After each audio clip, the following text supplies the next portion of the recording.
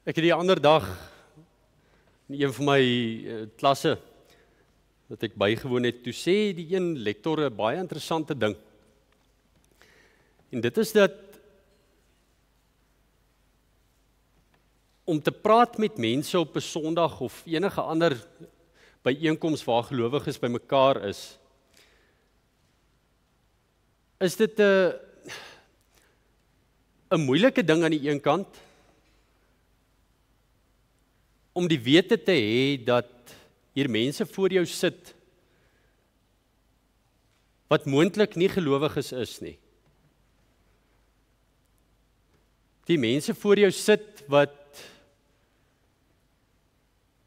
moontlik nie 'n ware verhouding met die Here het nie. Dat daar mense is wat voor jou sit wat jy dalk nie weer gaan sien nie. Want ons weet nie wanneer ons tyd hier op aarde verby is nie. Nou, vanoggend kom deel ek daardie las met julle, en ek dra dit nie op myself alleen nie, ek kom deel dit. En ek wil jou vra, aan die hand van vanoggend se teks,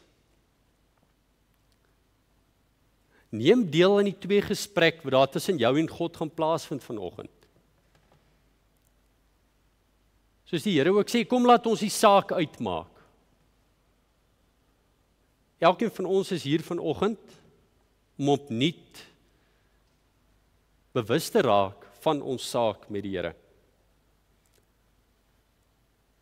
En dit is ook nie 'n klassieke geval van 'n preek wat net handel oor bekering en dan sit jy hier en wonder of jy die Here ken en of jy die Here dien en jy word met twyfel vervul nie. Dis nie die doel nie.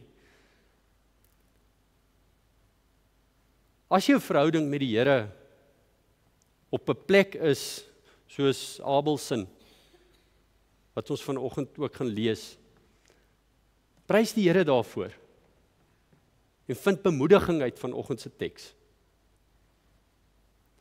Maar moet asseblief nie die twee gesprek vanoggend mis nie. Moet asseblief nie deur jou eie gedagtes en jou eie skanse wat opgerig is in jou lewe die Here se stem vanoggend mis nie.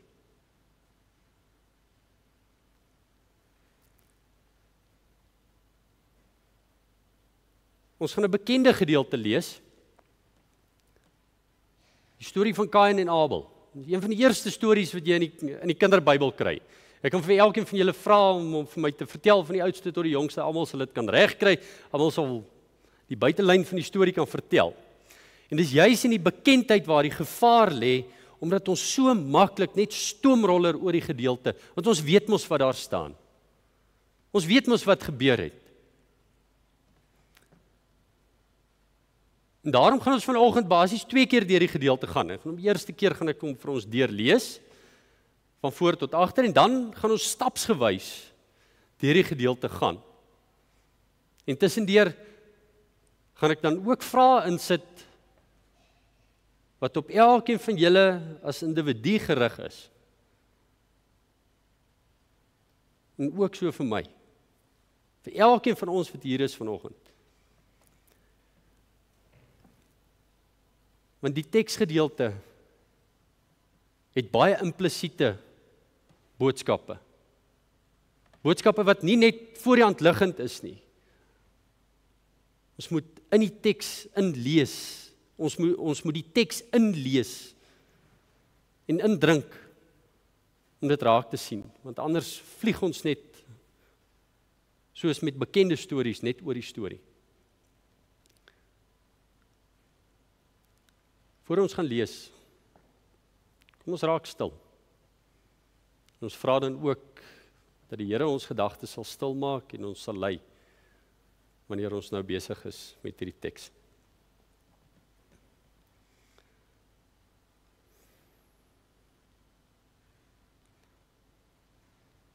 Ons almagtige God en Hemelse Vader, Here Jesus Christus, en Heilige Gees,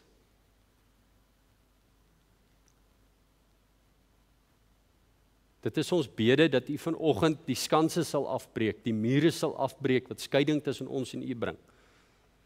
Daardie mure sal afbreek wat ons met soveel sondige moeite oprig. Here, herstel ons verhoudings met U en met mekaar. En spreek deur die teks, deur die woord vanoggend met elkeen van ons. Want U is hier teenwoordig. Here, daarom vra ek dan nou dat die gedagtes van ons elkeen se hart en die woorde van my mond vir U aanneemlik sal wees. Amen.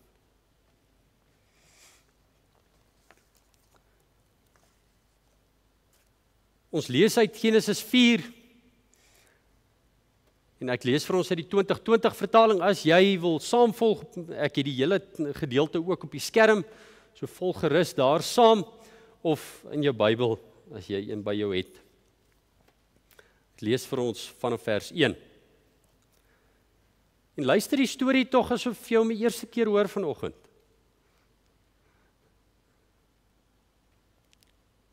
Die mens het met Eva, sy vrou, gemeenskap gehad. Sy het swanger geword en aan Kain geboorte gegee. Sy het gesê, ek het van die Here 'n man verkry. Sy het weer geboorte gegee aan sy broer, aan Abel. Abel was 'n herder van kleinvee en Kain 'n landbouer. Na verloop van tyd het Kain van die vrug van die grond 'n offer vir die Here gebring. En Abel ook. Hy het 'n offer gebring uit die eersgeborenes van sy kleinvee, van hulle vet. Die Here het Abel en sy offer met guns beskou, maar Kain en sy offer het hy nie met guns beskou nie. Dit het Kain baie kwaad gemaak en hy was terneergedruk. Die Here vra toe vir Kain, waarom is jy kwaad en waarom is jy terneergedruk? Is dit nie so dat as jy goed doen, jy jou kop kan optel nie? As jy egter nie goed doen nie, lê die sonde op die loer voor die deur. Na jou is sy begeerte, maar jy moet oor hom heers. Kain sê toe vir Abel, sy broer, kom ons gaan veld toe. Toe hulle in die veld was, het Kain teen Abel sy broer opgestaan en hom doodgemaak. Die Here het vir Kain gevra, waar is Abel jou broer? En hy het geantwoord, ek weet nie, is ek dan my broer se oppasser? Die Here het gesê, wat het jy gedoen? Die bloed van jou broer bly roep na my vanuit die grond. Daarom vervloek is jy, verban van die grond af, die grond wat sy mond oopgemaak het, om die bloed van jou broer uit jou hand te ontvang. As jy die grond bewerk, sal dit nie langer sy opbrengs vir jou gee nie. 'n doellose swerwer sal jy op die aarde wees. Kain het vir die Here gesê, my straf is te swaar om te dra. Kyk, u verdryf my vandag van die grond af, en vir u sal ek moet wegkruip. Ek sal 'n doellose swerwer word op die aarde, en elkeen wat my teekom sal my doodmaak. Maar die Here het hom geantwoord, goed dan, enigeen wat Kain doodmaak, dit sal 7 maal gewreek word. Die Here het toe op Kain 'n merkteken gesit, sodat niemand wat hom teekom hom sou doodslaan nie. Kain het toe uit die Here se teenwoordigheid weggegaan en in die land Nod gaan woon, oos van Eden. Kain het met sy vrou gemeenskap gehad, sy het swanger geword en aan Henog geboorte gegee. Kain was toe besig om 'n stad te bou en hy het die stad na sy seun Henog vernoem. Vir Henog is Irad gebore. Irad het Megiael verwek, Megiael het Metisael verwek en Metisael het Lamech verwek. Lamech het vir hom 2 vroue geneem. Die een se naam was Ada en die tweede se naam was Silla. Ada het aan Jabal geboorte gegee. Hy was die voorvader van hulle wat in tente woon by hulle vee. En die naam van sy broer was Jubal. Hy was die voorvader van almal wat op liere en fluitte speel. En Silla ook sy uitgeboorte gegee aan Tubal-Kain, 'n smid en die voorvader van almal wat brons en yster bewerk. Tubal-Kain se suster was Naama. En Lamech het vir sy vroue gesê: Ada en Silla, luister na my stem. Vroue van Lamech, hoor wat ek sê. Want vir 'n wond aan my maak ek 'n man dood, 'n jong man vir 'n kneusplek aan my. Ja, 7 maal word Kain gewreek, maar Lamech 77 maal.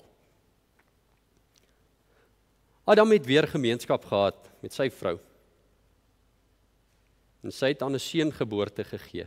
Sy het hom Set genoem, want, het sy gesê, vir my het God 'n ander nasaad voorsien in die plek van Abel, omdat Kain hom doodgemaak het. En vir Set, ook vir hom is 'n seun gebore. Hy het hom Enos genoem. In daardie tyd het hulle begin om die naam van die Here aan te roep. Tot sover lees ons. Dit is die woord van die Here.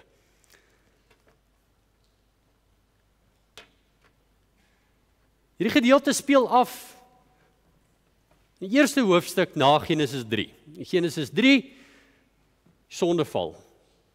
Adam en Eva uit die tuin van Eden verban. Die skade wat daar in die verhouding tussen die mens en God gerig is onverrekenbaar. Adam en Eva sien hierdie gedeelte van die skade, hulle is nie meer in Eden nie, hulle hoor van die dood, hulle hoor van die goeters wat oor hulle pad nou gaan kom, hoe die lewe nou gaan lyk, na hulle ongehoorsaamheid aan God.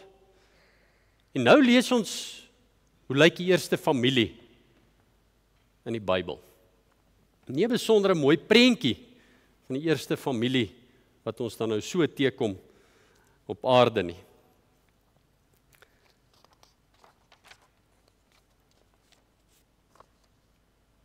Ja, ek het gesê, ons gaan nou basies 2 keer deur die teks gaan. En dit is sodat ons nou nie die belangrike goed daar binne moet mis nie. Want ek hoop dat daar daarom so 1 of 2 van julle is wat vanoggend dalk iets anders raak gehoor het wat jy nog nie van tevore gehoor het nie. Of dit nou is te danke aan die 2020 vertaling, of dit dalk danke is dat jy nou weer vir die eerste keer in 'n lang tyd hierdie storie gehoor het of die volle hoofstuk gelees het. Maar ons sien hoe dit begin met God wat sy genade betoon te midde van die straf wat daar is. Adam en Eva word steeds geseën met kinders. Hulle kan 'n bestaan voer. God se genade is steeds oor hulle, ten spyte van die gevolge van hulle sondes. Nou beide broers bring 'n offer. Ek wil nou vanoggend net vir jou ook sê, moenie laat detail jou aandag nou te veel aftrek van die boodskap wat die verhaal vir ons wil gee nie. Want baie mense steek nou hier vas en sê, ja, maar waar kom die offergodsdiens of die offerpraktyke vandaan en hoe skuif dit een kant en ons luister na die storie, na die verhaal wat vir ons gegee word om die boodskap daarvan te kry. Ons moet onthou die oorspronklike ontvangers van hierdie boodskap wat antieke Israel was, sou nie daai vraag gevra het nie. So om na die teksgedeelte te kyk vanuit hulle perspektief, is dit belangrik om dan so by die absolutes of by die kernwaarhede en die boodskap van hierdie gedeelte uit te kom. Maar Abel se offer word aanvaar. Kain se nie. Nou is ons reaksie vinnig, maar nou wat is fout? Hoekom het Kain se offer nie vir die Here aanneemlik oorgekom nie?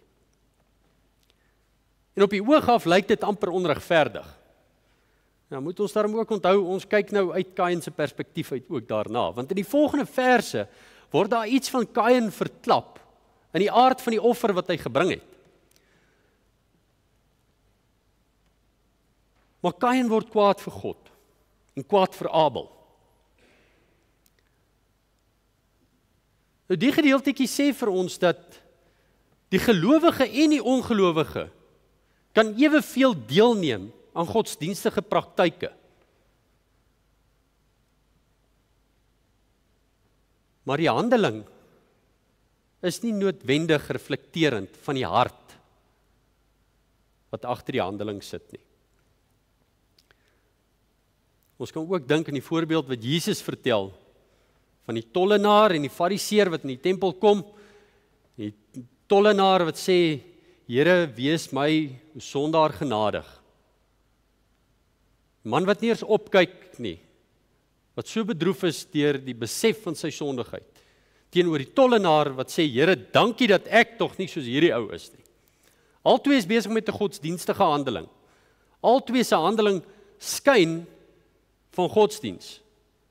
Maar die hart daar agter is nie dieselfde nie. Persoonlike vraag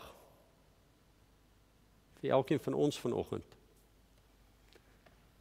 Hoe lyk die offer wat jy na God toe bring? Nou as jy dalk vir my sê, ja maar Laurens, hoe lyk 'n offer wat ons in vandag se tyd moet bring? Christus het die volmaakte offer gebring. Ja, jy is heeltemal reg. Maar ons as gelowiges word opgeroep om offers vir die Here te bring.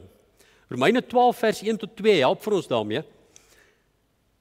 Ek lees vir ons: Broers, op grond van die barmhartigheid van God, roep ek julle dus nou op om julle liggame beskikbaar te stel as 'n offer wat lewend en heilig is en vir God aanneemlik. Dit is julle sinvolle godsdiens.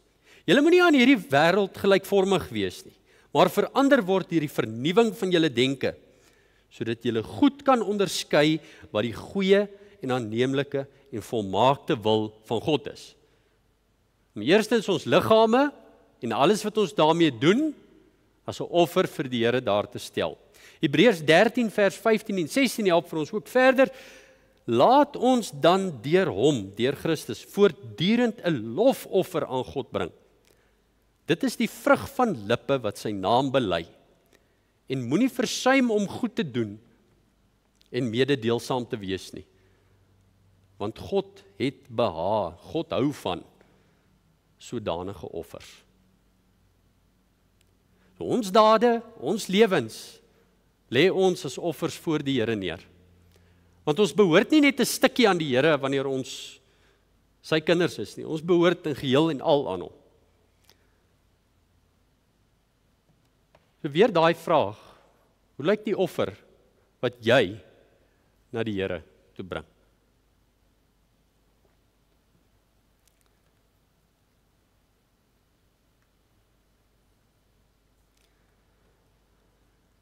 God praat nou met Kain.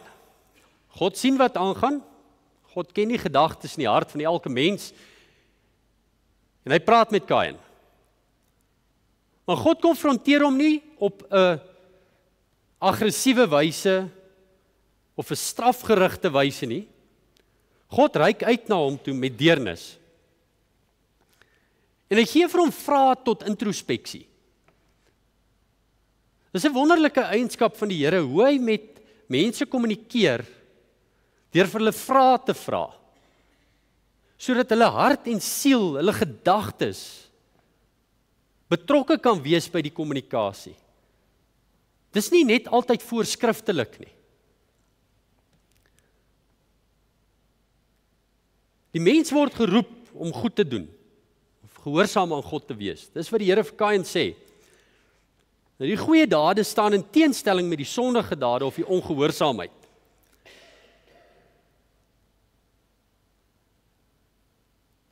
Implisiet word daar na gehoorsaamheid verwys om beelddraers van God te wees hier op aarde. Dis die mens se oorspronklike doel. Dis hoekom ons gehoorsaam aan die Here behoort te wees. Want ons reflekteer die Here wie ons dien. Ons word 'n beeld van God volgens ons roeping wanneer ons aan hom gehoorsaam is. Maar 'n verskriklike sterk waarskuwing wat hier gerig word aan Kain. Hy sê, as jy nie goed doen nie, wat dan? Dan lê die sonde op die loer voor die deur. Die beeld wat hier geskets word, is soos 'n prooidier wat letterlik by die deur lê en wag om sy prooi te bespring sodra die deur oopgaan. Dis die beeld wat God hier gebruik. En die Here waarsku vir Kain. Hy sê, Kain, jy is op dun ys. Na jou is sy begeerte. Die sonde wil jou verorber, verslind en beheer neem. Maar wat is die Here se opdrag hier? En nou, as jy 'n bietjie vorentoe lees, dan onthou jy dat die mense opdrag gekry het om oor die aarde en oor die skepping te heers. Kain kry 'n ander opdrag hier, of 'n supplementêre opdrag om dit so te noem. Hy sê, maar jy moet oor die sonde heers.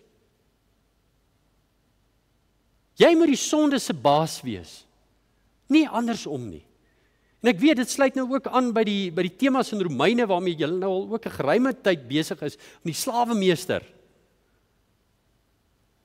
En die Here sê vir Kain, pas op, die sonde lê voor die deur. Maar jy moet oor hom heers. Dis die vraag wat vanoggend vir jou gevra word. Hoekom voel jy soos jy voel? Wat is die oorsprong van die emosies wat jou lewe bepaal? Is jy iemand wat rondloop met 'n wrok in jou hart? Met 'n verneynigheid? Of met jaloesie? Met kwade gevoelens?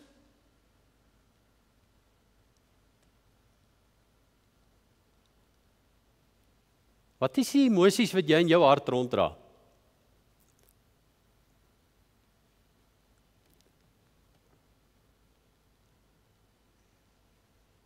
Ons moet onthou van ons roeping.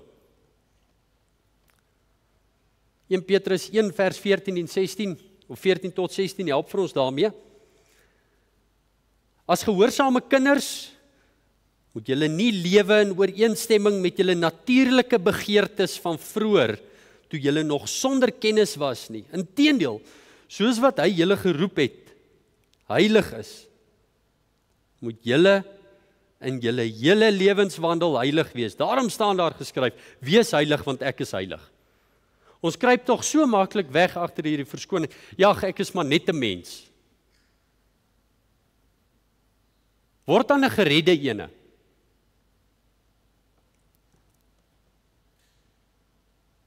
Efesiërs 5 vers 1 en 2. Volg dan die voorbeeld van God as geliefde kinders en leef in liefde, net soos Christus ons liefgehad en homself ter wille van ons oorgegee het as 'n offergawe aan God, as 'n offerhande met 'n aangename geur. Weerens die offergedeelte wat daar inkom. Dis deel van ons roeping. Nou vra ek vir jou weer, wat is die emosies wat jy in jou hart ronddra? Wat is die emosies wat jou dade dryf? Wat sê die Here vanoggend vir jou, wanneer jy daardie emosies uitpak? Is sy waarskuwing ook aan jou, dat jy moet oppas, die sonde lê voor die deur?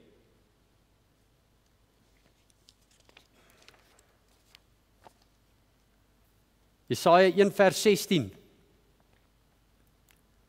Gee die Here vir ons 'n opdrag, was julle, reinig julle, verwyder julle bose dade voor my oë, hou op om kwaad te doen.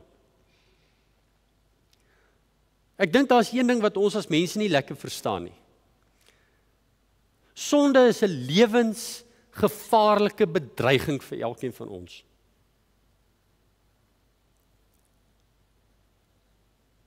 Ons vergeet maklik dat hy nie jou maatjie is nie. Daar by die huis het ons 'n klompie van hierdie Morning Glory blommetjies. Ek weet nie wie van julle het hulle al gesien. Dis die mooiste persblommetjie, so kelkblommetjie, en hy rank. Maar wanneer daai ding begin rank, hy klim so teen die boompie op,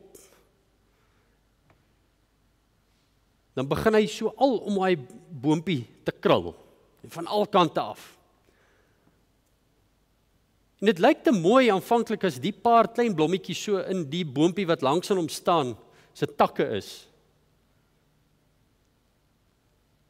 Maar na 'n paar dae, dan sien jy, hierdie ou boompie lyk nie meer te lekker nie. Hierdie takkie waar hierdie Morning Glory rankplantjie nou homself omgewen het en opgegroei het en nou al in die oggende is die mooiste pers blommetjies wat hy vir jou wys. Hy is besig om die boompie wat reg langs hom staan te verswelg. Daai takkie se blare kry nie meer sonlig nie. Daai takkie waarom hy groei is besig om dood te gaan. En so stelselmatig as jy daai ding los, dan oorgroei hy die hele boompie en dis net hierdie een ding wat oorbly en dis die Morning Glory en die boompie waarop hy omgerank het. Dis mors dood vrek. En ek dink dis 'n gepaste beeld van wat die sonde ook dikwels doen. Sonde lyk so onskadelik. Ons vir Eva kon sê so onskadelik soos 'n mooi vrug aan 'n boom. Maar ons verloor perspektief dat dit ongehoorsaamheid aan God is.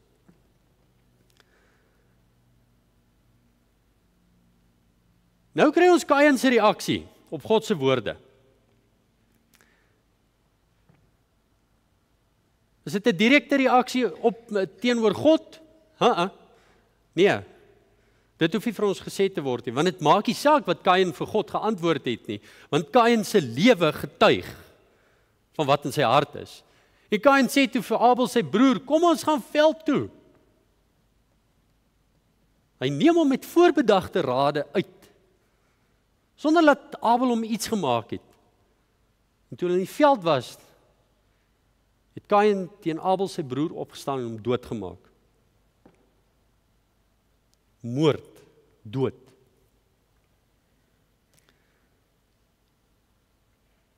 Persoonlike vraag vanoggend vir jou. Wat is jou reaksie op God se woorde en sy waarskuwing teen sonde in jou lewe? Hoe reageer jy? Is jy bewus van die feit dat sonde 'n lewensbedreigende gevaar vir jou is? 1 Petrus 5 vers 8 sluit aan by hierdie prooidier gedagte, waar Petrus waarsku en sê, wees nugter en wees waaksaam. Julle teenstander die duiwel loop rond soos 'n brullende leeu op soek na wie hy kan verslind. Romeine 6 vers 12 tot 14. Laat die sonde dan nie langer oor julle sterflike liggaam heers om julle sy begeertes te laat gehoorsaam nie. Julle moet ook nie meer julle ledemate as wapens van ongeregtigheid tot beskikking van die sonde stel nie. Dink aan Kain wat sy ledemate as wapens van ongeregtigheid gebruik het.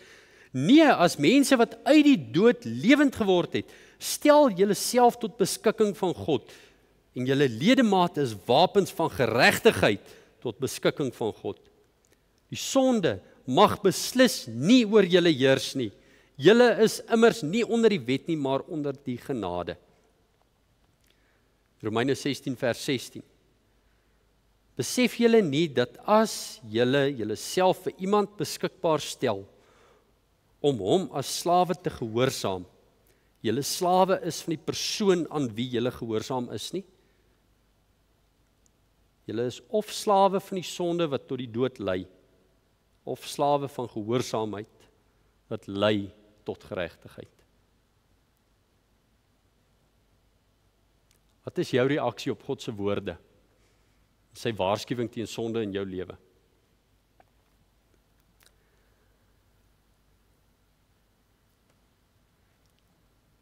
Nou vind ons 'n baie interessante stukkie 2 gesprek. En ons moet fyn lees en fyn hoor hoe God reageer en hoe Kain reageer. Die Here het vir Kain gevra, waar is Abel jou broer? En Kain het geantwoord, ek weet nie, is ek dan my broer se oppasser?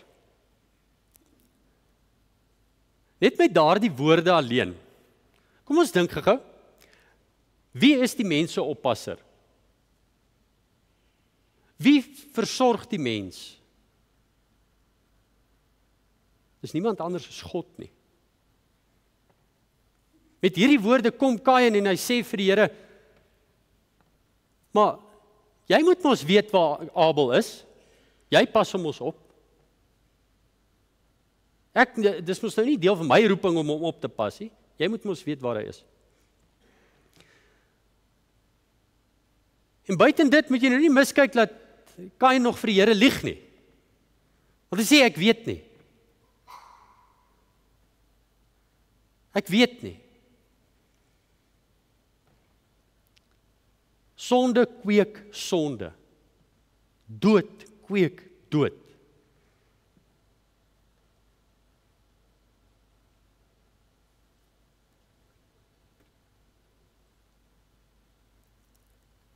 Die Here het gesê, wat het jy gedoen? Die bloed van jou broer bly roep na my vanuit die grond. En daarom vervloek is jy, verban van die grond af, die grond wat sy mond oopgemaak het om die bloed van jou broer uit jou hand te ontvang. As jy die grond bewerk, sal dit nie langer sy opbrengs vir jou gee nie. 'n doellose swerwer sal jy op aarde wees.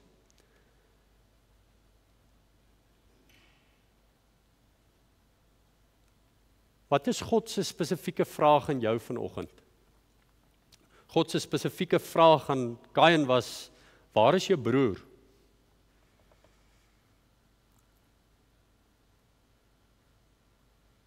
Hier is 'n antwoord wat net elkeen van ons individueel kan hê. Miskien vra die Here vir jou, waar is jy? Ons gaan nou daaroor ook gesels. Of wanneer gaan jy ophou daarmee?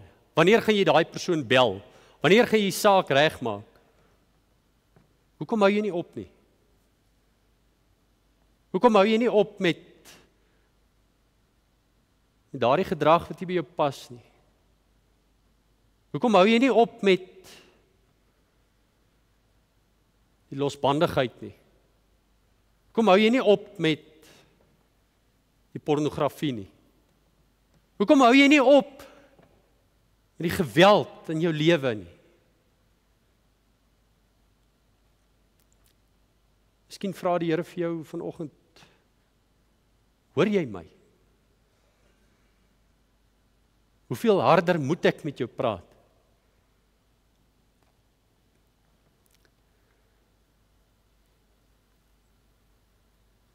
Kain het vir die Here gesê, let op Kain se reaksie, my straf is te swaar om te dra. Kyk, u verdryf my vandag van die grond af en vir u sal ek moet wegkruip. Asof dit nou sou kon help, hy het niks geleer uit sy ouers se wegkruip pogings nie.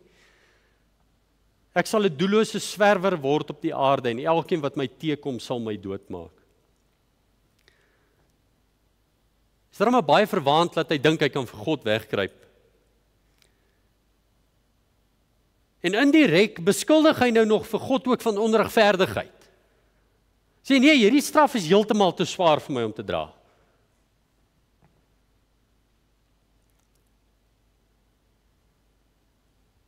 Dis ironies dat Kain se besef van die boosheid binne in homself en die impak van sonde goed genoeg is om te weet dat ander mense hom sal wil doodmaak. Dis ironies dat sy sonde hom tot so 'n besef lei. Dat hy besef, maar van nou af gaan dit nie 'n snaakse ding wees as mense ander mense se lewens neem nie.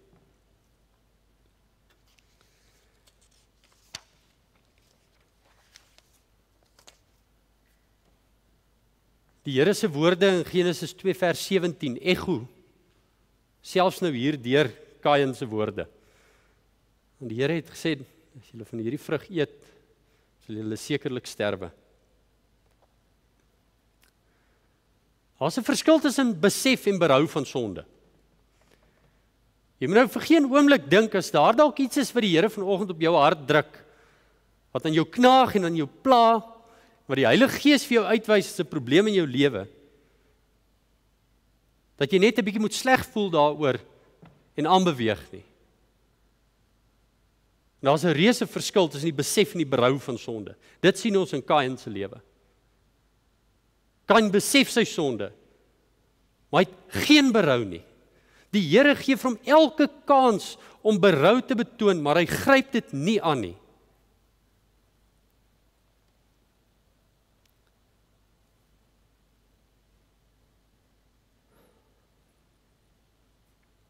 Het jy berou oor jou sonde?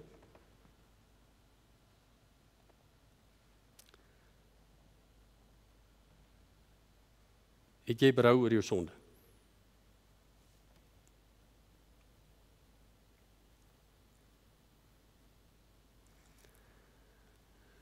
Maar die Here het hom geantwoord. Goed dan. En let op die Here se genade nou weer hier, te midde van die straf, soos wat ons gesien het met Adam en Eva. En ons die Here se genade selfs in die straf en die gevolge van sonde. Goed dan, enigeen wat Kain doodmaak, dit sal 7 maal gewreek word. Die Here het toe op Kain 'n merkteken gesit, sodat niemand wat hom teekom, hom sou doodslaan nie. Die Here betoon steeds genade aan die niks verdienende sondaar. En hy kry 'n merkteken, sodat die wat hom teekom sal weet om hom nie dood te slaan nie. Nou nie vashak by waar daai teken was of hoe dit kon gelyk het of wat se teken. Feit van die saak is, dis die Here se genade wat in daardie handeling deurskemer. Op hierdie punt is dit ook goed om te besef dat die waarskuwing wat aan Adam en Eva gegee is van julle sal sekerlik sterwe, kom eers op hierdie punt vir hulle tot werklikheid.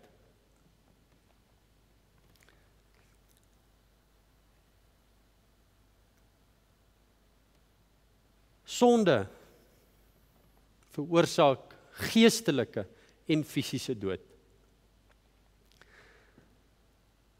Abel is dood. Die eerste mens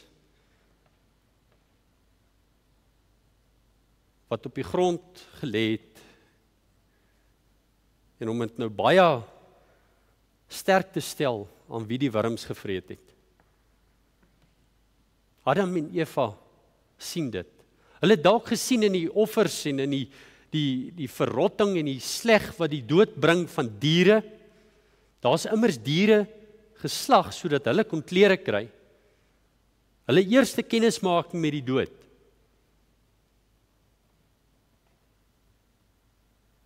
Nou het hulle dit gesien in hulle eie seun. En nie net op die fisiese nie, maar ook op die geestelike. Want hulle seun Kain is ook verdryf.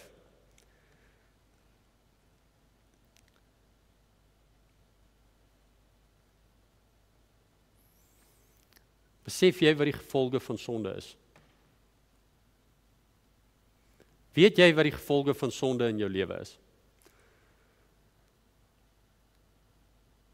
Hebreërs 12 vers 4 sê, julle het nog nie ten bloede toe teenstand gebied in julle stryd teen die sonde nie. Want die loon van die sonde is die dood, maar die genadegawe van God is die ewige lewe in Christus Jesus ons Here. Sê Romeine 6 vers 23 vir ons. Die loon van die sonde is die dood. Klaar. Besef ons dit. Leef ons lewens met daardie besef dat ons geroep is na die lewe toe. Ons kan nie onsself bemoei met praktyke van die dood nie.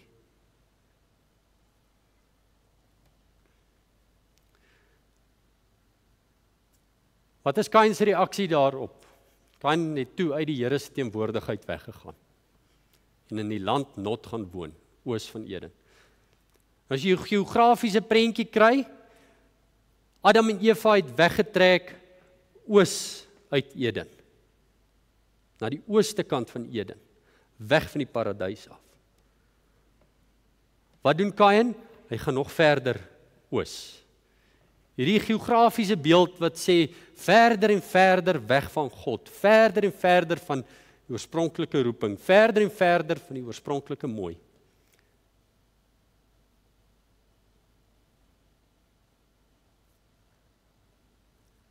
Die Here kom vra vanoggend vir jou, waar is jy? Net soos wat hy vir Adam gevra het, toe Adam en Eva vir hom probeer wegkruip het, waar is jy? Waar is jy vanoggend? Jy verder en verder weg van God en van Eden? Of is jy naby aan God?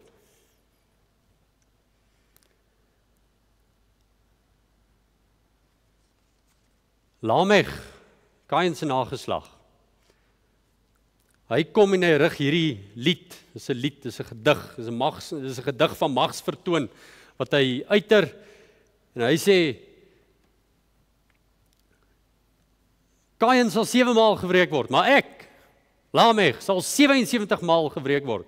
En van doodslaan kan jy my niks vertel nie. Ek slaan 'n ou dood as hy my kneus. Jonk of oud, ek maak dood.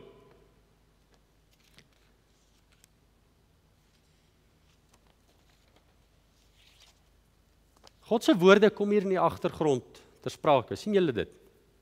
Lamech weet van God se woorde. Maar Kain wat 7 maal gewreek sal word.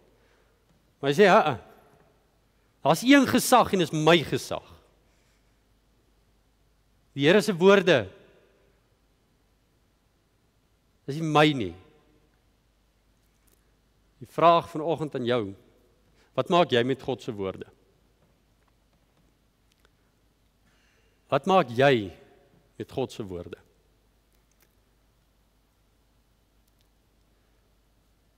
Ons kom hier aan die einde.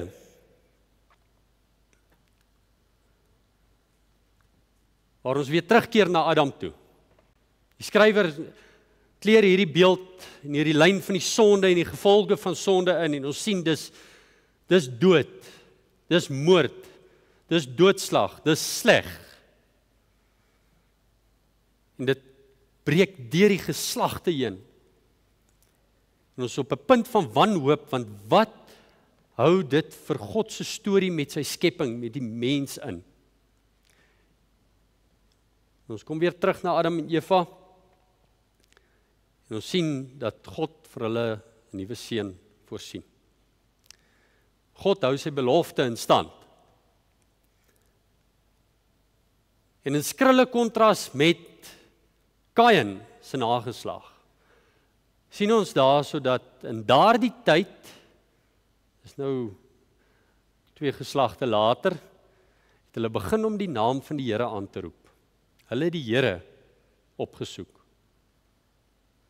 Interessant om te sien hoe die mens na God begin roep. Dink jy sonde kan dit doen? Dink jy sonde kan jou na God laat roep? Eenvoudige antwoord is nee.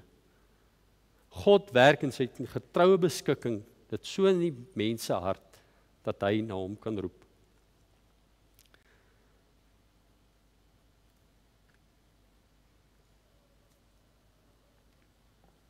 Ons is in lydenstyd. En van Kain tot by die kruis het daar 'n geweldige lang pad verloop. Ons lewens is spikkeltjies op daardie lyn van tyd. En hierdie gedeelte het tog vir ons 'n blik op die mensdom gegee wat ons so goed ken.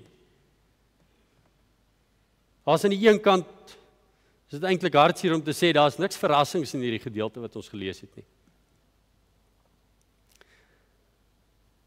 As die verskil tussen die boosheid in die hart van Kain en die boosheid wat of by ons eie deur lê en loer of in ons hart vastrap plek gekry het nie. Die sonde en die gevolge daarvan is slegte nuus. Dis die stikkindheid en die gebrokenheid van die mensdom wat hier na vore tree. Dis 'n spieël van 'n klompie 1000 jaar gelede van hoe ons wêreld vandag lyk, van hoe ons harte vandag ook lyk.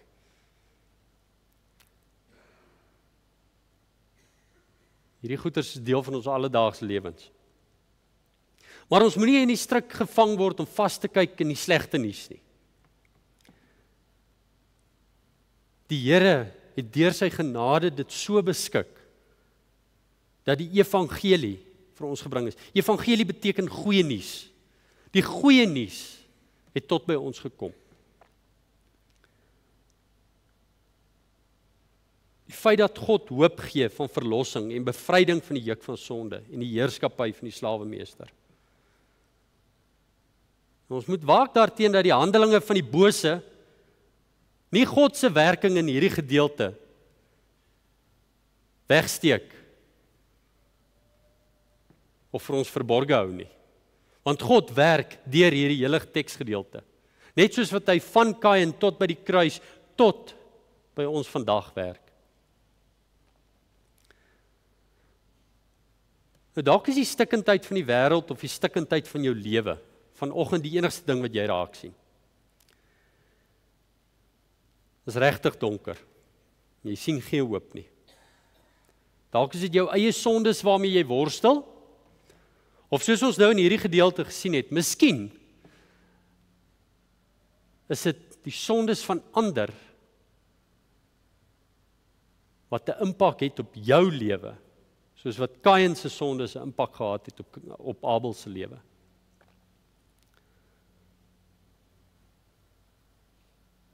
Maar ons vind hoop daarin.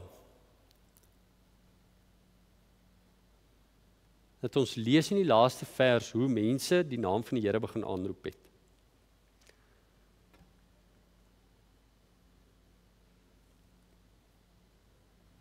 Hierdie is die laaste vraag vir jou vanoggend. Roep jy ook te midde van die stikkindheid en die seer na die Here?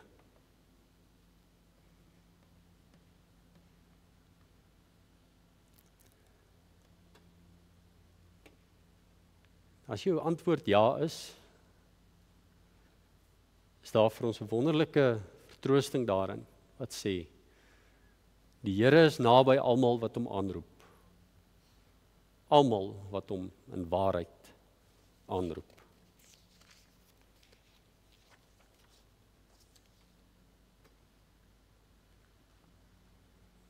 Van Kain tot by die kruis, tot by jou. Mag die Heilige Gees in elkeen van ons se lewens werk, sodat ons ook in hierdie lydenstyd opnuut bewus sal raak van die prys wat Christus betaal het. Dit was nie 'n goedkoop prys nie. Dit was 'n prys waar die grond die bloed opgedrink het van die Seun van God, die ware onskuldige een, en dit in ons plek. Amen.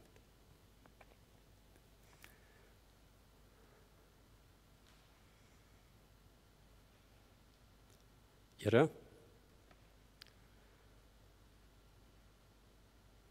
werk asseblief deur die Heilige Gees in elkeen van ons se harte, sodat ons U stem sal hoor, te midde van die geraas en die stikkindheid, die gebrokenheid, die donker van hierdie wêreld waarin ons onsself bevind. Bring vir ons lewe, bring vir ons hoop. Help ons om U te sien, U te ken vir wie U is, sodat ons U as die getroue herder kan navolg elke tree van ons lewens. Vergewe ons asseblief, o Heer, daar waar ons afgedwaal het, daar waar ons die liefde vir God en die liefde vir ons naaste in die stof vertrap het. Vergewe ons en wees ons genadig. Ons loof U en ons prys U vir die bevryding wat U vir ons gee, vir die redding en die hoop wat U vir ons bring. Aan U kom toe al die lof en die eer. Amen.